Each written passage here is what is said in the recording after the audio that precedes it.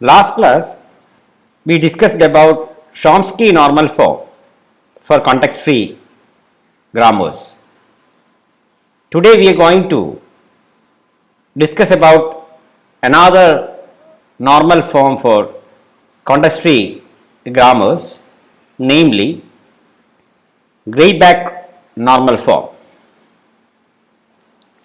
First we can see the structure of the productions allowed in Greibach normal form.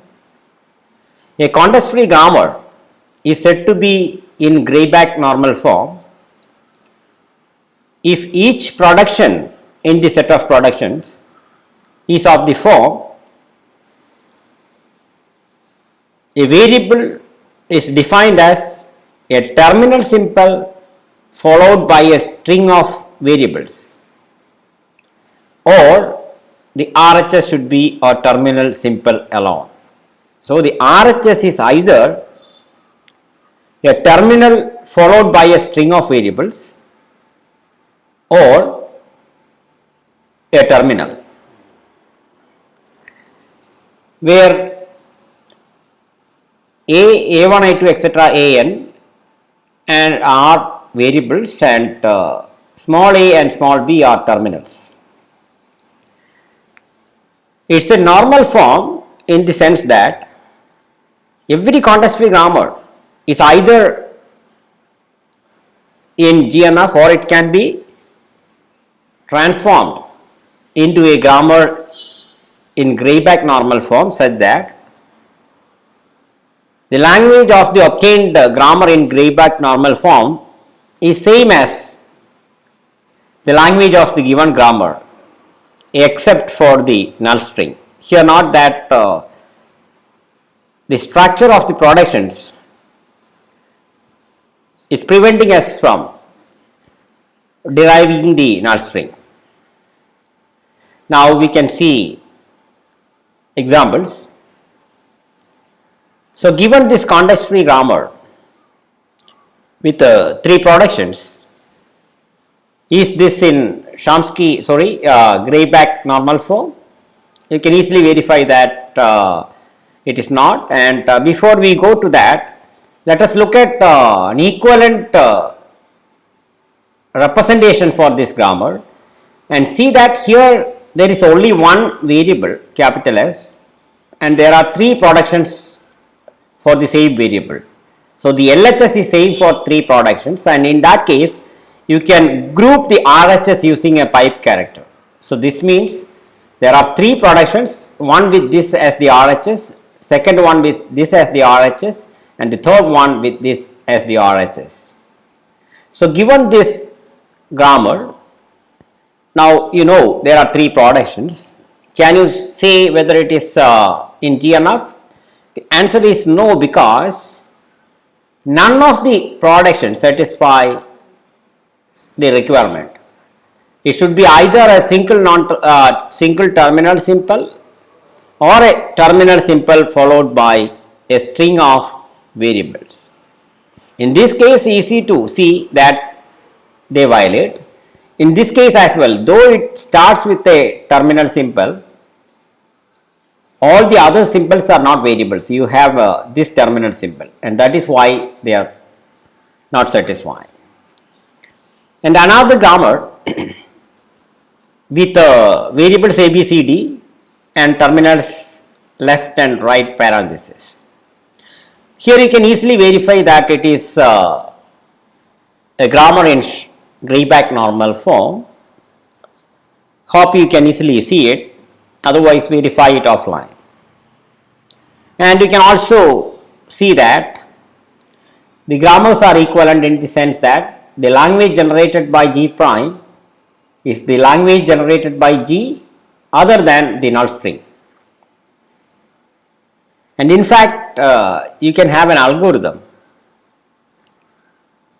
which will convert this grammar into this G prime, and the agenda for this lecture is to discuss that algorithm or procedure.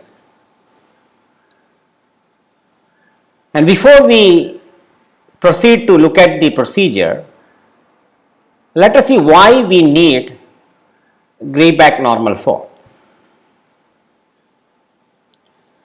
The first advantage in having a grammar in Greibach normal form is that it tells us the first terminal symbol of a terminal string that you can derive from a variable, because for that variable there may be multiple definitions, meaning multiple productions with that variable as LHS, but you know that in the RHS the first symbol, it must be a terminal symbol in both the cases. It's alone that terminal symbol alone, or it is a terminal symbol followed by a string of variable. So it tells you what is the first terminal symbol, and which will give you freedom in deciding many other thing. In particular, it enables to get a procedure to convert a context free grammar into an equivalent automata. So we will discuss later a class of automata, namely push down automata, representing the family of languages represented by context free grammars. So we have to prove that for every context free grammar there exists an automata, a construction, and that construction is going to make use of Greibach normal form. Another application is membership. We have seen the membership problem in the previous lecture, the same problem, and here it is giving you a more efficient way of checking membership, because you know the first symbol which every variable can derive. You can bound the length of the derivation or the length of the strings in the derivation by a function of the length of the string. If you recall, from a context free grammar in Chomsky normal form, the bound was 2 into x, 2 into length of x, but here it is just x. Okay, there are a number of applications, so it is worth learning about a procedure to convert a context free grammar into an equivalent grammar in Greibach normal form, if it is not already in GNF. We can try to understand what that procedure is going to do with an illustrative example. Here a grammar is given which is context free, and not that it is already in Chomsky normal form. So before we apply the procedure that we are going to apply today, you need to get the grammar into Chomsky normal form. So here there is an assumption that the grammar is already in the Chomsky normal form. Otherwise you can use the procedure that we discussed in the previous lecture to get it into Chomsky normal form. Now you can see that this grammar is not in Greibach normal form, because these 3 rules or productions violate the property, because it is not starting with a terminal symbol. Now if you look at the first production which violates, this is that production. So how can you convert or rewrite this with an equivalent production or a set of equivalent productions to make it satisfy the requirement for Greibach normal form? That means the RHS should start with a terminal symbol, and what you can do is you can try to substitute the value of a. The value of a is uniquely defined here. So if you substitute that value which is small a, then you are done, and you can generalize this. You substitute each value of a, in this case unique, but there could be multiple productions where a is the LHS. So you replace here the value in place of this variable, you put the values of that variable from this grammar. So, in this case you have only one value. So, when you replace capital A with that value, you will get this production which is already in Greibach normal form. Is this enough? Is substitution alone enough? Look at the other violating production. So, here is S going to CC. Now, the question is substitution enough for getting it into a Greibach normal form? You try doing substitution. There are two productions for C. You want to replace the value of C in this. You want to replace this variable C with this values. There are two productions and hence two values. So, if you apply substitution, you will get that. If you substitute small b, this is okay, you are getting it in the Greibach normal form. But see what you are getting in the other case.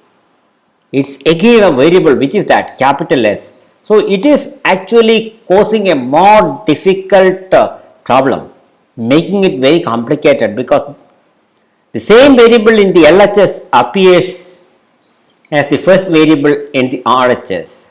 So, it is a kind of recursion and what is called left recursion, and that complicates substitution. So, later we shall see how we can handle left recursion like this. Now, for substitution we can rename the variables, because when we work with that with this example, when we proceed with this example, you will get to see why renaming is required. Anyway, take it from me, renaming the variables, I am just going to rename the variables. So, it is not going to affect the language, and which will help us in using substitution for getting a grammar in Greibach normal form. So, let us see example to see why substitutions are required. This is the given grammar, and I am going to replace the variables with new names. You collect the variables from the first production onwards and go from left to right, S, A, B, C, that is the order in which you can rename, and you always rename as x1 the first variable, x2 the second variable, x3 the third variable, likewise. Okay, once you decide a name for each variable in the grammar, then you just replace the names with the newly decided names. So, renaming variables or non-terminals is giving you this grammar. We can easily verify that we are just renaming. For example, this was S goes to AB, that means x1 goes to x2, x3. Okay, and why we renamed this? Now we can insist a constraint on the productions, and the constraint is that if you have a production like xi going to xj followed by a string of variables, if it is already a terminal, then you do not have to do anything. So, that is why I assume that the RHS starts with a variable followed by a string of variable is represented by gamma, and then you impose this constraint that the index I is strictly less than j, otherwise you make it so, because you can see that if all the productions are satisfying this, then substitutions become more easy or will result into a GNF grammar with a lesser number of steps. And if you verify in this case, this is okay 1 less than 2 and this is again okay 1 less than 4. But if you look at this production x4 going to x1 x4, which is not satisfying that rule, because 4 is not less than 1. So, if you have such violating productions, what you can do is you apply the values of x1 here to get it satisfy this rule. Okay, we can try to see. We found that this is a violating production, so you do substitution. So, what is the substitution? you have to substitute the value of x1 here, and if you substitute the value of x1 in this production, x1 has got two values here.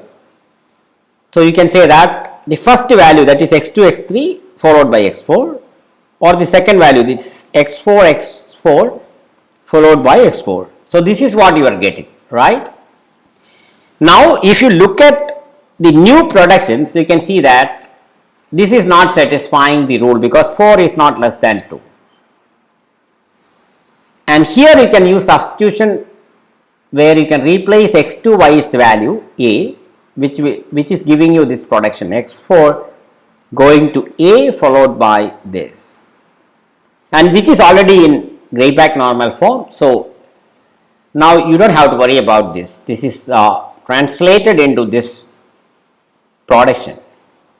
But if you look at the other production, see what is it? x4 is going to x4 x4 x4.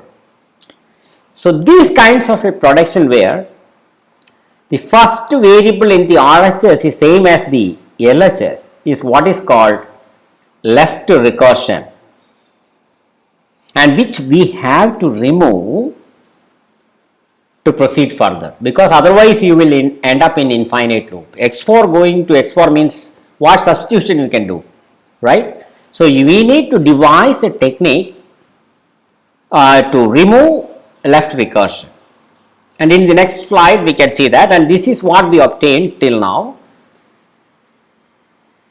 And what we did here is we substituted the value of x1, we got these two productions. Then after that, in here we had x2 and we substituted the value. I hope you remember, otherwise go back and see. And this is the problem, which is what is called left recursion. And now we are going to see or devise a technique to remove left recursion in a production of a context free grammar.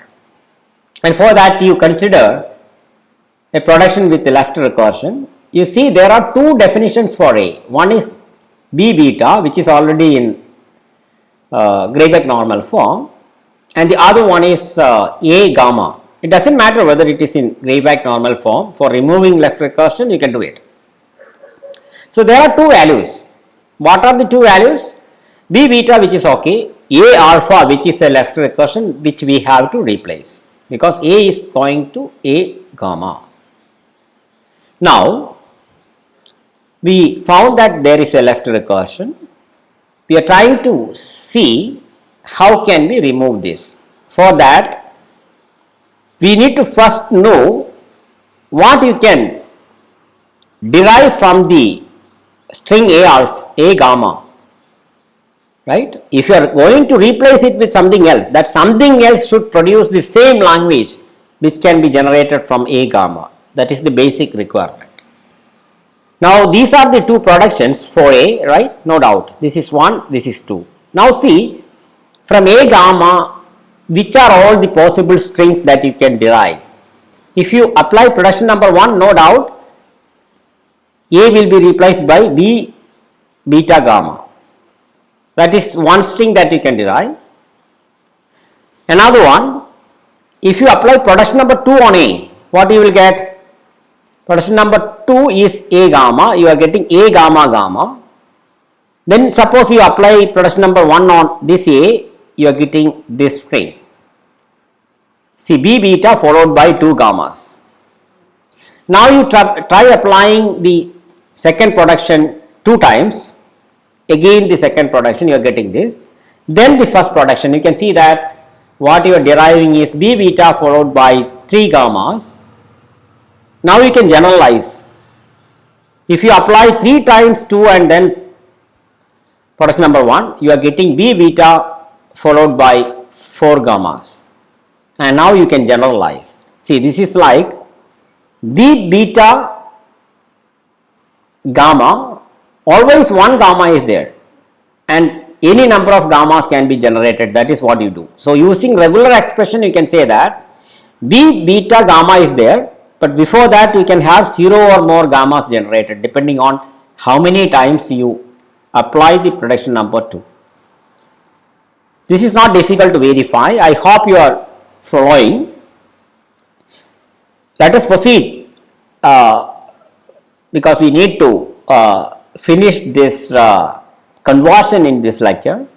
If you are not following, please watch it again. So, this is what kind of a string that it is deriving: B beta gamma star gamma.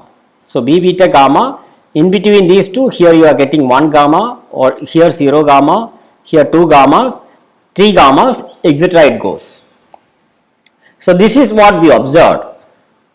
Now, suppose we replace this A gamma with B beta Z, and what is this B beta? The other value of A followed by a new variable Z. That is what I am doing. Okay, the other value of A, which is B beta, followed by a newly introduced variable, and whose productions are what? Whatever is there after this capital A, that is gamma, and then that string followed by Z. That is it. So, this production is allowing you to derive 0 or more gammas, gamma star, and that is the logic. Okay. So, what you do, it is a very general step. If there is a left recursion like this for A, what you do? You replace it with the other value of A followed by a new variable. Then the new variable should be defined as the string following capital A in the left recursive production, that is gamma, or that string followed by the same variable. Okay, this is what you can do. And now suppose you do that, see that there are two productions for Z. These are the two productions we added. Now you see, this is the string that we are having here. From that, we need to prove that we can derive exactly these set of strings, right? If you apply production number 1, you are getting B beta gamma, or if you apply production number 2, which is gamma Z for Z. So, here Z will be replaced by gamma Z, that is what I do. Then production number 1 is giving me this string, and now suppose you apply production number 2 and again production number 2 and then 1, you are getting this, and you can generalize and see that here again you are generating the same set of strings. So, equivalent, and we got a way to remove left recursion. How will you do that? If there is a left recursion right like this, how will you replace this? You replace this with the other value, that is B beta, followed by a new variable Z. That is what I said. B beta, the other value. If there are more than one values, you will get one for each such value. B beta Z. The Z is defined as the string following capital A in the left recursive production, that is gamma, or gamma followed by the same variable. Okay, so this is what we observed. A context free grammar with these two productions, where beta and gamma are string of variables. You can safely assume, otherwise you know what to do. Is equivalent to a context free grammar G prime with productions. What is it? This is the same production, or you replace this left recursive production with the other value of A followed by a new variable, and the new variable should be defined as the string following capital A here, that is gamma, or the same string gamma followed by Z. And if you want to see another example, suppose this is what you have. Left recursion is the last one, but for A there are two other values. Then what will be the new set of rules defining the required productions without having left recursion? You know what is it? These two productions needs to be retained, and the left recursive production needs to be replaced with the other value of A, which is A alpha followed by Z, and there is one more other value. For that also you need one, and that is what you do if there are finitely many values defined for A. Okay, and Z is A, because here we are doing is gamma or gamma followed by Z. I hope you are getting. Now see that this was the given grammar. After renaming we got into this, and substitution for x1 in this production is giving us this. Then after substitution of the value for x2, which is A, is giving us what? This, because we found that this is production violating the rule. So substitute the value of x2, which is A, you are getting this.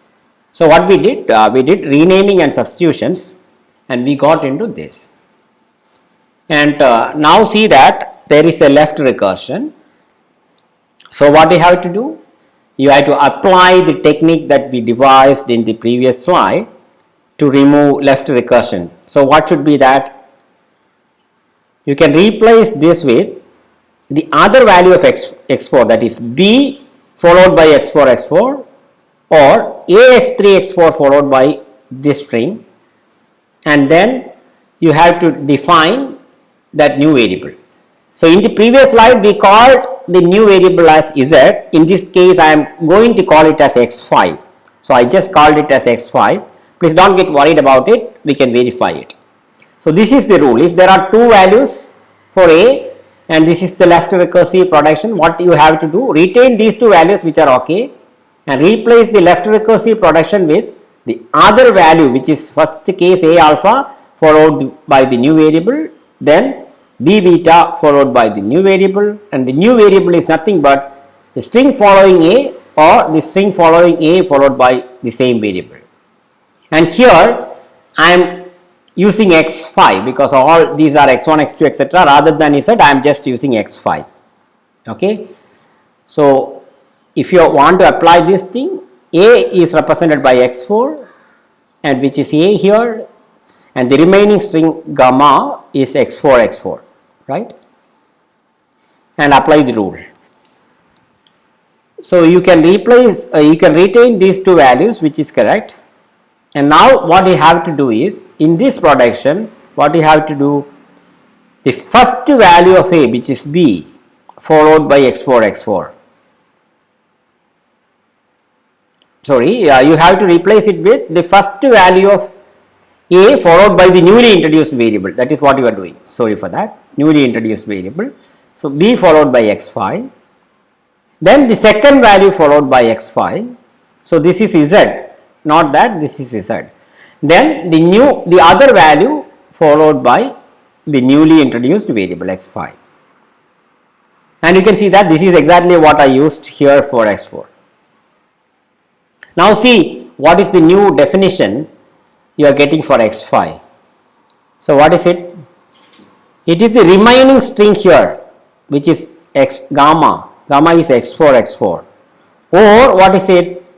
Gamma followed by the new variable, that is x4 followed by x5, and you can verify that this is exactly what I wrote here. Okay, only when you practice you will understand what exactly is going on. I hope you are getting the idea, and that's enough. And let us proceed. So this is what we obtained, which is G3, and not that. After renaming, we applied a number of substitutions and we ended up in possibly left recursive rule. Then you remove left recursion, you got into a grammar, in this particular case G3, and this is the G3 that we obtained. Now you can again apply substitutions. Okay, and now not that the rule is satisfied, x1, 1 is less than 2, 1 is less than 4, and here already all the productions are in Greibach normal form, and you have to apply substitutions here. Okay, first these are the rules violating our requirement for a Greibach normal form, because the first one should be a terminal symbol, but in these four productions they are not. So what I am doing first is I am replacing x2 with its value, so I am getting A here. Okay, that is a substitution. And then what I am doing is I am substituting the value of x4 here. How many values are there? 1, 2, 3, 4 values are there. So, in this place I will get 4 productions. Each one is in already Greyback normal form if you substitute, and that is what I did here.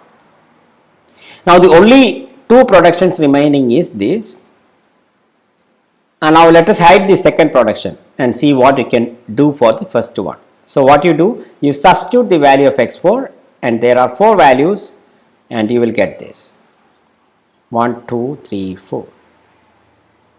Okay, and each one is in Greibach normal form. And now you look at the other part. Here again you have to substitute the values of x4, again these values, so you will get 4 more productions, these values followed by x4, xy, and these are those 4 productions, and this is the grammar we obtained. Now you can verify that G6 is in Greibach normal form. Okay, now we can just recollect what we did and state it as an algorithm.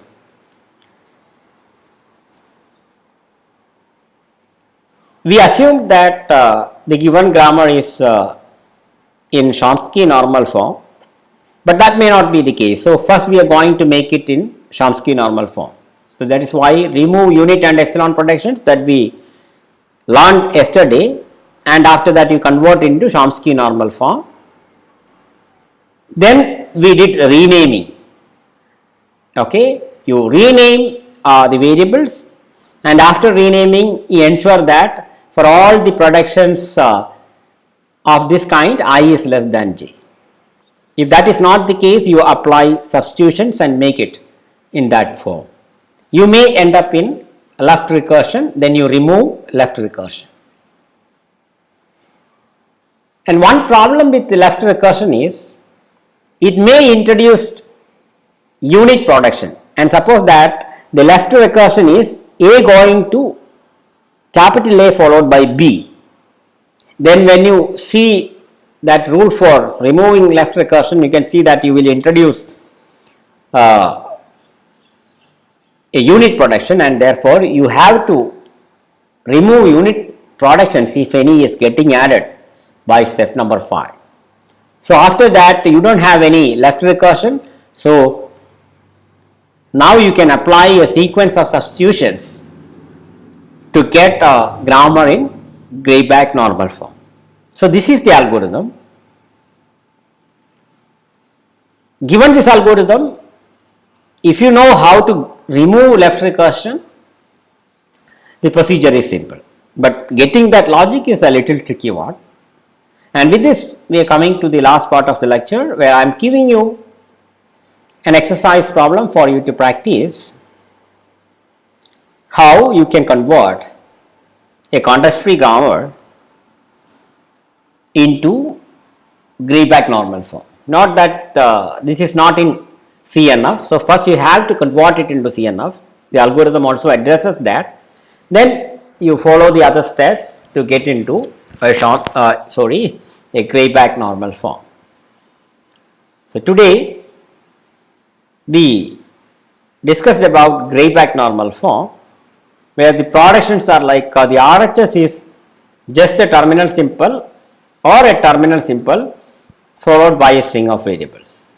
And we also have seen an algorithm which can convert an arbitrary context free grammar into an equivalent grammar in Greibach normal form. Here equivalent meaning other than the null string. If the original grammar derives null string, the resulting grammar will not be able to derive null string. That is the only difference, otherwise equivalent. Thank you.